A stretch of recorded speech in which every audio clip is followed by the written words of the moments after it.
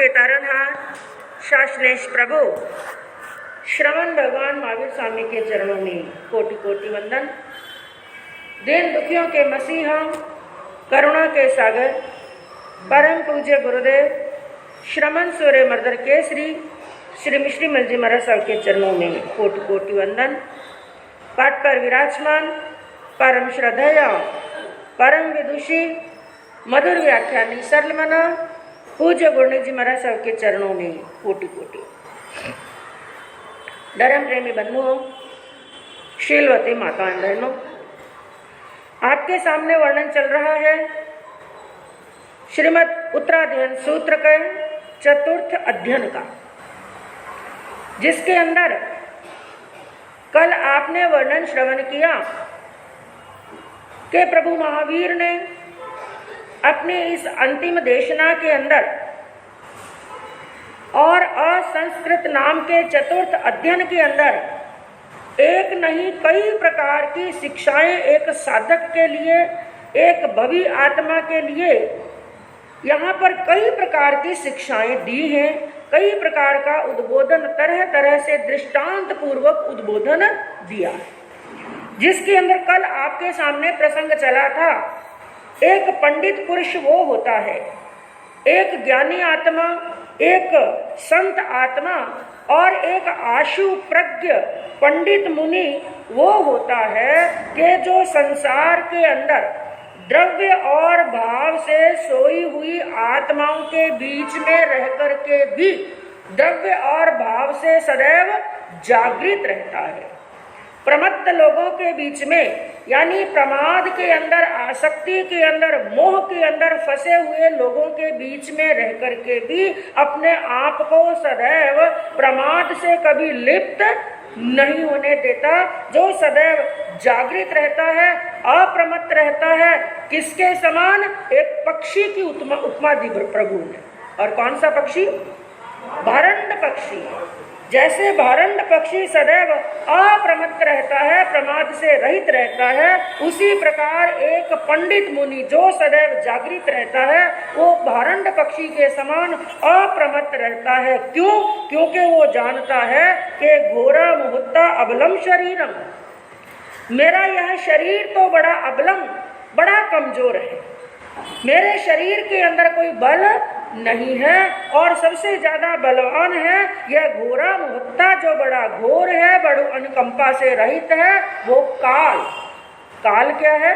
अनुकंपा से रहित है, बड़ा घोर है और बड़ा ताकतवर है। उस काल यानी मृत्यु के सामने अच्छे अच्छों की और बड़े बड़ों की भी चलने वाली। और मेरे शरीर के अंदर वो सामर्थ्य नहीं है, मेरे शरीर में वो ताकत नहीं है कि मैं काल का सामना कर सकूं। इस धरती के ऊपर रावण जैसे भी धरती पर आए, जो ये धारणा रखते थे कि मैंने काल को क्या कर लिया है? वश में कर लिया है। काल को सिराने बांध करके रखता था रावण, लेकिन काल को सिराने बांधने वाले के भी एक दिन चलती हुई आयुष की डोरी, चलती हुई सांस उसकी भी थम गई, उसको भी इस दुनिया से जाना पड़ा। तो पंडित पुरुष वो होते हैं जो सत्य को जान लेते हैं, स्वीकार कर लेते हैं, मान लेते हैं, और जानने के बाद में सदैव सावधानी पूर्वक तत्पर होकर के, जागृत होकर के, समय रहते रहते अपनी आत्मा की साधना कर लेते। अब अगली गाथा के अंदर प्रभु ने क्या उपदेश फरमाया कि और पंडित पुरुष को, एक संत को, एक ज्ञानी आत्मा को अपने जीवन के अंदर, संयमित जीवन के अंदर कैसा आचरण करना चाहिए। और बंधु, एक बात यहाँ पर आपको ये चिंतन करने की है कि ये शिक्षाएं प्रभु ने केवल एक पंच महाव्रतधारी साधु के लिए ही नहीं दी है, ये शिक्षाएं सबके लिए दी है जो साधक हैं और मोक्ष मार्ग के वो यात्री बने हुए हैं, उन सभी के लिए दी है। वो चाहे एक पंच महाव्रतधारी मुनिराज है और चाहे वो एक श्रावक है, क्योंकि चाहे आप हैं, चाहे हम हैं, चाहे 12 व्रतों को धारण करने वाला श्रावक है, चाहे 5 महाव्रतों को अंगीकार करने वाला मुनि है, सबकी मंजिल क्या है? एक ही है। और वो मंजिल कौन सी है? मोक्ष की। हाँ, बस रास्ते अलग अलग हो सकते हैं और जाने की स्पीड सबकी अलग अलग हो सकती है, जाने का समय अलग अलग हो सकता है, जाने का तरीका अलग अलग हो सकता है, लेकिन फिर भी सभी के सभी रास्ते जाकर के खुलते हैं 4 मार्गों पर। कितने मार्गों पर? बस जाने के 4 ही मार्ग हैं। हाँ, पहले कोई कौन सा पकड़े, लेकिन 4 मार्गों से होकर के ही मंजिल प्राप्त होगी। और वो 4 मार्ग कौन से हैं? सम्यक ज्ञान, सम्यक दर्शन, सम्यक चारित्र और सम्यक तप। इनको अंगीकार किए बिना कोई भी साधक अपनी मंजिल पर पहुंचने वाला नहीं है। तो उस मंजिल पर पहुंचने के लिए प्रभु ने अगली एक शिक्षा देते हुए क्या कहा? चरे पयम परिसंकमाणो जम किंचिपासम इयमन्यमाणो लाभंतरे जीवभूहिता पच्छा परिणायमलावरंसी। इस गाथा के अंदर एक नहीं 4-4, 5-5 बातें प्रभु ने एक साधक को सावधान करते हुए कही। सबसे पहले क्या बात कही? एक साधु को चाहिए कि मूल गुण आदि स्थानों में पग पग पर कहीं पर भी दोष ना लग जाए, इस प्रकार की मुनि को सदैव शंका करनी चाहिए। क्या बात कही? जो साधु के मूल गुण हैं, एक तो होते हैं मूल गुण, एक होते हैं उत्तर गुण। इसी प्रकार श्रावक के भी कुछ होते हैं मूल गुण और एक होते हैं उत्तर गुण। मूल गुणों का अर्थ क्या हुआ? जैसे मूल एक जड़ को कहते हैं। किसको कहते हैं? जड़ को। एक वृक्ष है, उसकी जड़ उसका मूल है। एक मकान है, उसका मूल क्या है? उसकी नींव। और बंधुओं, जब तक मूल मजबूत रहेगा, एक वृक्ष उसका मूल यानी जड़ जब तक मजबूत है, तब तक उसके ऊपर फल भी लगते रहेंगे, पत्ते भी हरे भरे रहेंगे, वो वृक्ष हरा भरा रहेगा। इसलिए सदैव एक माली जब पानी देता है, सिंचन करता है, तो किसका सिंचन करता है? मूल का। और एक व्यक्ति मूल को छोड़ करके यदि पत्तों को, फूलों को, टहनियों का सिंचन करता रहे और मूल का सिंचन ना करे तो परिस्थिति क्या होगी? सूख जाएगा, वो सूख जाएगा। तो मूल का सिंचन करना, तो साधु के लिए मूल गुण बताया गया, उसके 5 महाव्रत। मूल गुण कौन से हैं? 5 महाव्रत। और बाकी जो 5 समिति है, 3 गुप्ती है, 9 प्रकार की ब्रह्मचर्य की बाढ़ है, 17 प्रकार का संयम है, रात्रि भोजन का त्याग है, लोच करना, जितनी भी ये क्रियाएं बताई, ये सब क्या है? उत्तर गुण। यानी मूल गुणों को बनाए रखने के लिए, उनकी दृढ़ता के लिए ये उत्तर गुण बताए गए हैं। इसी प्रकार श्रावक के भी मूल गुण है, उसके 5 अनुव्रत। उनकी रक्षा के लिए, उनको सुदृढ़ बनाने के लिए उत्तर गुण है। तो साधु को क्या चाहिए? उसके जो मूल गुण हैं, उनके अंदर पग पग पर कहीं पर भी दोष ना लगे, हमेशा इस बात की वो शंका करे। क्या करे? शंका, डरता रहे। और एक उपमा भी दी प्रभु ने आगमों के अंदर। एक स्थान पर एक साधु को अपने मूल गुणों में दोष ना लगे, इसकी शंका करनी चाहिए। किसके समान? एक कबूतर के समान। किसके समान? कैसे? कि जब छत पर दाना डाला हुआ होता है और वो कबूतर दाना चुगता है, दाना चुग रहा है, उसकी एक दृष्टि तो है दाने की तरफ और दूसरी दृष्टि चारों तरफ रहती है। क्यों? हाँ, कहीं बिल्ली ना आ जाए, इसलिए वो सावचेत रहता है। वो एकदम निशंक होकर के दाना चुगने के लिए नहीं बैठता। एक उसकी दृष्टि घूमती रहती है, एक दृष्टि दाने पर, एक दृष्टि चारों तरफ। जैसे वो कबूतर शंकाशील रहता है, उसी प्रकार एक मुनि को भी सदैव शंकाशील रहना चाहिए कि कहीं मेरे मूल गुणों के अंदर किसी प्रकार का दोष ना लग जाए।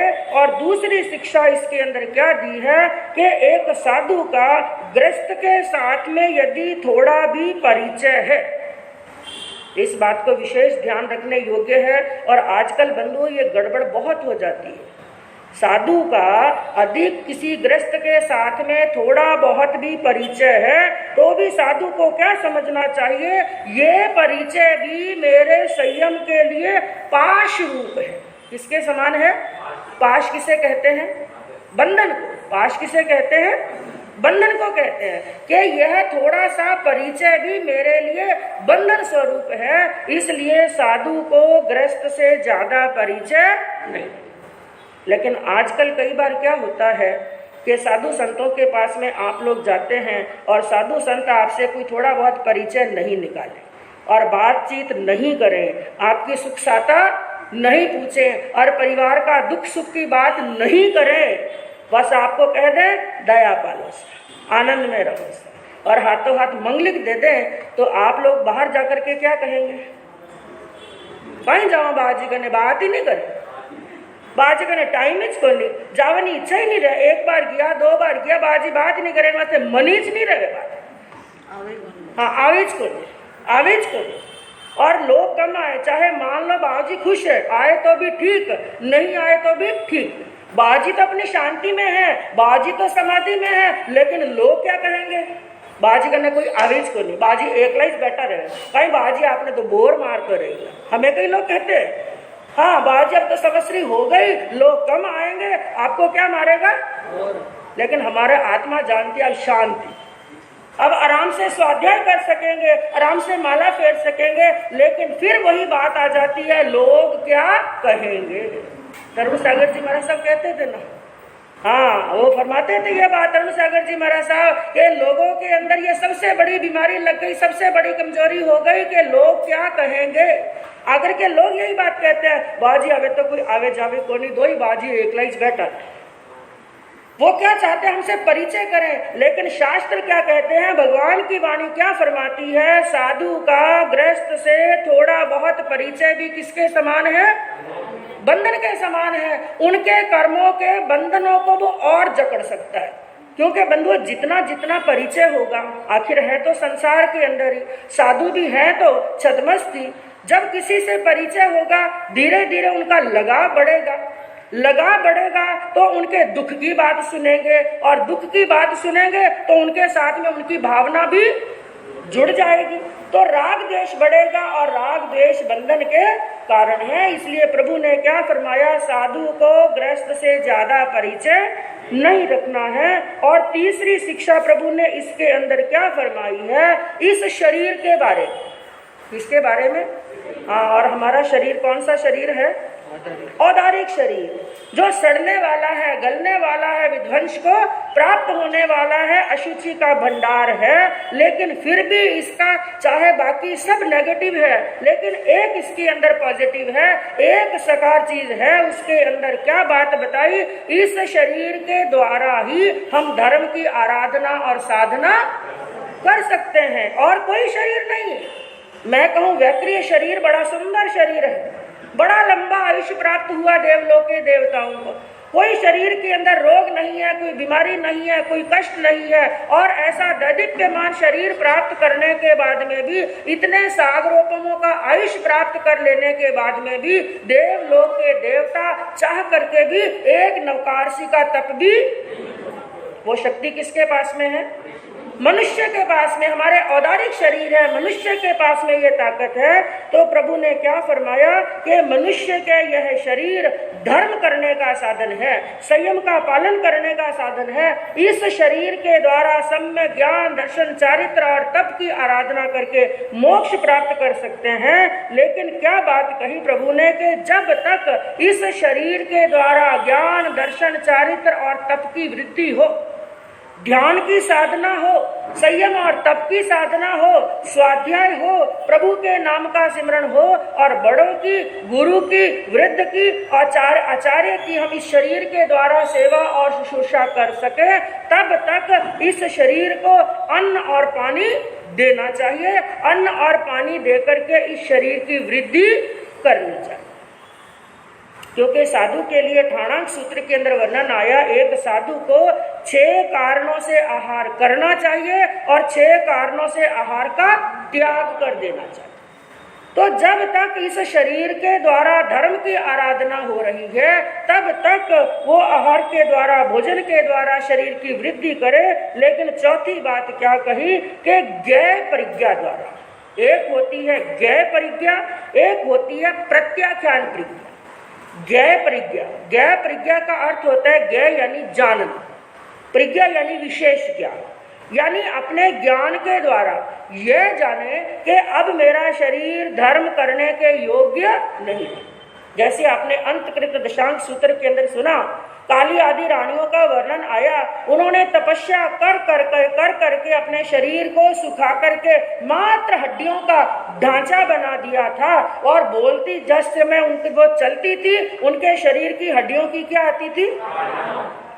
कैसा कंकाल के समान उन्होंने अपने शरीर को बना लिया। लेकिन जब उन्होंने देखा अब हमसे यह शरीर के द्वारा धर्म की साधना और नहीं हो सकती, तो अपने गुरनी मैया के पास में जाकर के उन्होंने आज्ञा मांगी कि आज्ञा फरमाओ, अब हम प्रत्याख्यान परिज्ञा के द्वारा आहार पानी का त्याग करके संथारा और सलेखना अंगीकार करें। तो प्रभु ने क्या फरमाया? पहले तो ज्ञ परिज्ञा के द्वारा ये जाने कि अब मेरा शरीर धर्म करने में समर्थ नहीं, और दूसरी बात, जानने के बाद में अब प्रत्याख्यान परिज्ञा के द्वारा अपने गुरु से, अपने आचार्य से आज्ञा प्राप्त करके आहार पानी, अस्नम पानम खाद्यम और स्वाद्यम का सभी प्रकार के आहार का त्याग करके इस औदारिक शरीर का त्याग करता हुआ संथारा और सलेखना ग्रहण करे। और जो साधक इन मार्गों के ऊपर चलता है वो अपने अंतिम लक्ष्य मोक्ष को प्राप्त। तो बंधुओं, एक एक गाथा के अंदर इतना इतना अर्थ भरा हुआ है। जैसे आपको कल ही बताया था कि मात्र एक गाथा के एक पद के ऊपर जब चिंतन चला, उसका वर्णन किया, और वो भी एक श्रावक जी ने, साधु ने नहीं। किसने वर्णन किया? श्रावक जी ने। 10वें कालिक सूत्र के पहले अध्ययन की पहली गाथा का पहला पद कौन सा? मात्र धम्मो मंगल मुक्तिठम, इन 3 शब्दों के ऊपर, इन 3 शब्दों के ऊपर इतना गहरा वर्णन किया श्रावक जी ने। साधु महाराज सुनते रह गए, और कितना समय व्यतीत हो गया? 4 महीने। 4 महीने तक मात्र 3 शब्दों का अर्थ किया। तब बंधुओं, प्रभु महावीर की वाणी ऐसी है, उनका अर्थ करना हम जैसे छद्मस्तों के हाथ में नहीं, हम जैसों की वश की बात नहीं। उनका जितना वर्णन करे उतना ही कम है। तो बात चली, प्रभु ने फरमाया कि यह मोक्ष प्राप्त यदि करना है तो जो इन मार्गों के ऊपर चलता है, और वही आत्मा अपनी आत्मा को परमात्मा बना सकता। क्योंकि बंधुओं, हमारे जिनेश्वरों का धर्म क्या कहता है, प्रभु महावीर का धर्म क्या कहता है, आप्त पुरुषों की वाणी क्या कहती है कि आत्मा और परमात्मा में कोई ज्यादा अंतर नहीं है। मोक्ष में रहने वाली आत्मा को क्या कहते हैं? परमात्मा, और संसार में रहने वाली आत्मा को आत्मा। यूं यदि मूल गुणों की अपेक्षा देखा जाए, और मूल गुण कौन से होते हैं? ये साधु के मूल गुण अलग, वो मूल गुण नहीं। आत्मा के जो मूल गुण होते हैं, अनंत ज्ञान है, अनंत दर्शन है, अनंत शक्ति है, अनंत सुख, ये 4 चतुष्टय हैं। ये हैं आत्मा के मूल गुण, और ये मूल गुण किसी एक आत्मा में नहीं है। संसार की जितनी भी आत्माएं हैं, चाहे वो संसारी हैं, चाहे वो सिद्ध है, ये सभी आत्मा के मूल गुण हैं। तो मूल गुण की अपेक्षा यदि देखा जाए तो आत्मा और परमात्मा क्या है? थोड़ा जोर से बोल। दोनों एक हैं। हाँ, अप्पा से परमप्पा, आत्मा ही परमात्मा है। फिर अंतर किस चीज का है कि वो ठेठ ऊपर पहुंच गए और हम ठेठ नीचे हैं? इसका कारण क्या है? भावों की तारतम्यता। कर्म भी बाद में आते हैं, कर्म तो बाद में बंधते हैं, पहले हमारे भीतर क्या आते हैं? भावों के कारण से ही कर्मों का बंधन होता है। तो आत्मा और परमात्मा में मूल गुणों का अंतर नहीं है। ये अंतर इस कारण से हुआ कि वो हमारे बीच में है भावों की तारतम्यता, और भाव उनके शुद्ध ही है, इसलिए वो परमात्मा बन गए। लेकिन अभी तक हमारे भाव शुद्ध नहीं हुए, और हम कहाँ पर भटक रहे हैं? संसार के अंदर। तो इन भावों की तारतम्यता के अनुसार भी ज्ञानियों ने क्या कहा? आत्माएं 3 प्रकार की होती। कितने प्रकार की? ध्यान से सुनना और चिंतन करना, हम इसमें से कौन से? आत्माएं भावना की तारतम्यता के अनुसार 3 प्रकार की होती हैं, जिसमें पहली है बहिरात्मा। कौन सी है? बहिर, बाहर शब्द लिखते हैं ना, बाहर की जगह क्या लिखना है? बहिरात्मा। और दूसरी आत्मा बताई अंतरात्मा। कौन सी आत्मा? अंतरात्मा। और तीसरी आत्मा बताई परमात्मा। कौन सी? हाँ, परमात्मा तो अभी तक बने नहीं, तो पीछे कौन बचे? दो, बहिर और अंतर। अब इन दोनों में क्या अंतर है? किसे कहते हैं बहिरात्मा और किसे कहते हैं अंतरात्मा? बहिरात्मा का अर्थ क्या हुआ? जो अभी तक केवल बाहर बाहर ही भटक रहा है, कभी अंतर में दृष्टि उसने घुमाई ही, जिसके लिए एक ज्ञानी ने क्या कहा कि करत जगत धंध अंध के समान सुख। जगत के धंधे कर रहा है, जगत के काम कर रहा है, किसके समान? एक अंधे मनुष्य के समान। जैसे अंधे मनुष्य को कुछ दिखाई नहीं देता है, नेत्रहीन को कुछ दिखाई नहीं देता है, इसी प्रकार मोह से ग्रस्त व्यक्ति को भी कुछ दिखाई देने वाला। और कल भी एक दृष्टांत आया था कि जिसका दीपक बुझ गया है, उस मनुष्य के समान सब कुछ देखता हुआ भी वो नहीं देखने जैसा हो जाता है।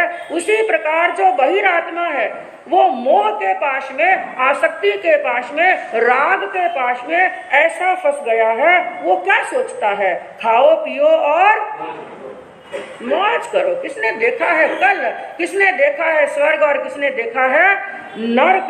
केवल खाने में पीने में लगा रहता है, धन इकट्ठा करने में और मकान को सजाने में संवारने में लगा रहता है। क्या कहा कि ऊंडी ऊंडी नींव देई चुनावे आवास जाए। घर बनाता है और घर बनाते समय नींव क्या देता है? गहरी। चाहे 2 खंड का 3 खंड का मकान बनाना है, लेकिन फाउंडेशन कैसे लगाते हैं?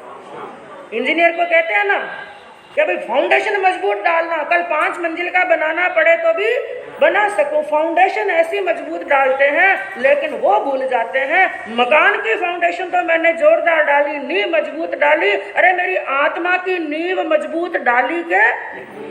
उसकी नींव मजबूत डालते डालते मेरी आत्मा की नींव को मैं क्या कर रहा हूँ? हिला रहा हूँ। उसकी नींव की कभी चिंता नहीं की। सुंदर महल मग बनाए, मकान बनाए, झरोका बनाया और माता पिता परिवार पत्नी उसके सुख के अंदर लगा रहता है। वो होता है बहिरात्मा। और दूसरी होती है अंतरात्मा। किसे कहते हैं अंतरात्मा? कि जब बाहर की आंख खुलती है तो जहान दिखता है, और भीतर की आंख खुलती है तो भगवान दिखता है। भीतर देखना, अंतर में देखना, मैं कैसा हूँ, क्या कर रहा हूँ, क्या करने के लिए आया था और यहाँ पर क्या करने के लिए बैठ गया। जब बाहर की आंख बंद करता है, लेकिन विडंबना और दुख इस बात का है, मनुष्य के पास में भीतर देखने का समय है ही, और समय मिल भी जाए, थोड़ा बहुत समय मिल भी जाए तो क्या देखने के लिए बैठ जाते हैं? मोबाइल। सबसे ज्यादा टाइम तो ये खा गया। हाँ, काम पड़ा है, बच्चे रो रहे हैं, बच्चे को खाकरा खिला देगी बहन, आज क्या खा ले? खाकरा खा ले चलेगा, बिस्किट खा ले चलेगा। बच्चों का ध्यान नहीं, परिवार के काम का ध्यान नहीं, सामायिक का ध्यान नहीं, लेकिन मुझे क्या देखना? हाँ, व्हाट्सएप चेक करना है, इंस्टाग्राम देखना है, इसके पीछे लगे। ऐसा हाँ है ना, स्विगी वगैरह आपके तो, मुझे तो एक ही नाम मालूम है, मुझे तो एक ही नाम मालूम है। हाँ, बनाने में टाइम लगता है, वहां से आने में तो कोई टाइम लगता नहीं है। ऑर्डर किया, बैठे बैठे ऑर्डर किया, घर पे चीज हाजिर, तो बनाने की कहाँ आवश्यकता। तो ऐसी बहिरात्मा, लेकिन अंतरात्मा जो भीतर की ओर झांके। लेकिन बंधु, आत्मा भीतर की ओर कब झांकेगी? जब समय में से समय निकाल करके सत्संग के अंदर जाएंगे, संतों का समागम करेंगे, शुद्ध ज्ञान को प्राप्त करेंगे, आगमों को पढ़ेंगे, तो संतों का संग बनाता है हमें अंतरात्मा। और जब आत्मा अंतरात्मा बन जाती है, तब उसका पुरुषार्थ जागता है। लेकिन जब तक बहिरात्मा बने रहेंगे ना, हम शक्तिमान होते हुए भी अपने आप को क्या समझेंगे? अपनी शक्ति की हमें पहचान नहीं है। जैसे कहते हैं, एक बार दृष्टांत आया, एक कोई सिंह का बच्चा किसी कारण से भेड़ों के बीच में नया नया जन्मा हुआ था, और एक गडरिया भेड़ों को लेकर जंगल में गया, और अंधेरे अंधेरे अपनी शाम का समय था, सूर्यास्त का समय हो गया था, और अपनी भेड़ों को लेकर के वापस रवाना हुआ, और वो सिंह के बच्चे को भी साथ में ले गया। पता नहीं चला, गडरिया को भी पता नहीं चला, और सिंह का बच्चा भी अभी तक क्या था? छोटा। अब वो भेड़ों के साथ में रहने लग गया। अब जैसी क्रिया भेड़ें करती हैं वैसी क्रिया कौन करने लग गया? सिंह करने लग गया। और सेम क्रिया, और धीरे धीरे वो अपने आप को क्या समझ रहा है? भेड़ ही तो समझ रहा है। और भेड़ें भी उसको भेड़ समझ रही है, वो भी भेड़ समझ रहा है। और उसकी पूरी प्रक्रिया भेड़ों के समान, जैसे भेड़ें डरती है वो भी सबसे डरता है। लेकिन बंधुओं, एक बार का प्रसंग हुआ, जैसे जैसे वो थोड़ा थोड़ा बड़ा हुआ, एक बार जंगल के अंदर गडरिया सब लेकर के गया और वहां पर एक सामने और नवहत्ते केसरी सिंह ने देखा, इतनी भेड़ों के बीच में ये सिंह बैठा बैठा क्या कर, ये भेड़ तो नहीं है, ये तो हमारी जाति का है, ये भेड़ों के बीच में क्या कर रहा है? उसे मन में विचार आया, हमारी जाति का सिंह होकर के भेड़ों के बीच में बैठा है, इसलिए उसने जोरदार ललकारा। जैसे वो सिंह गरजा, सब भेड़े तो वहां से क्या हो गई? रफू चक्कर। लेकिन वो सिंह खड़ा रहा, आखिर खून तो सिंह का था ना, वो खड़ा रहा। दोनों का आमना सामना, थोड़ा डरा लेकिन फिर भी वो भागा नहीं। फिर सिंह ने और जोरदार दहाड़ा तो उसका भी खून खौलने लगा, थोड़ा सा उसने भी जोर मारा, थोड़ा उसने जोर मारा, और धीरे धीरे धीरे अपनी भाषा के अंदर सिंह ने समझा दिया कि तू कौन है। उसका पुरुषार्थ जाग गया और भेड़ों का साथ छोड़ करके किसका साथ कर लिया? हाँ, तो सिंह के समान हमें गुरु आते हैं जगाने के लिए, और बार बार हमें क्या उपदेश देते हैं? सिंह समान यह जीव है, करे कर्म चकचूर।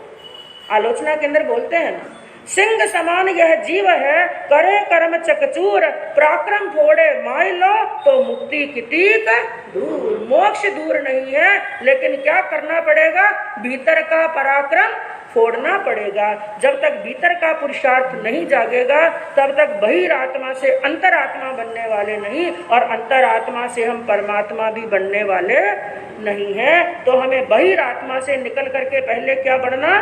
अंतरात्मा। और अंतरात्मा बनने के लिए क्या करना? पुरुषार्थ। लेकिन पुरुषार्थ जगाएगा कौन?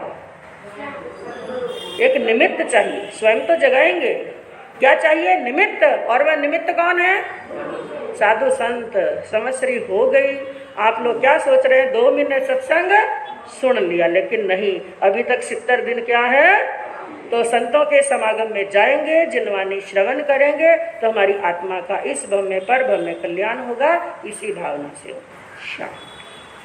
सरस शांति सदा।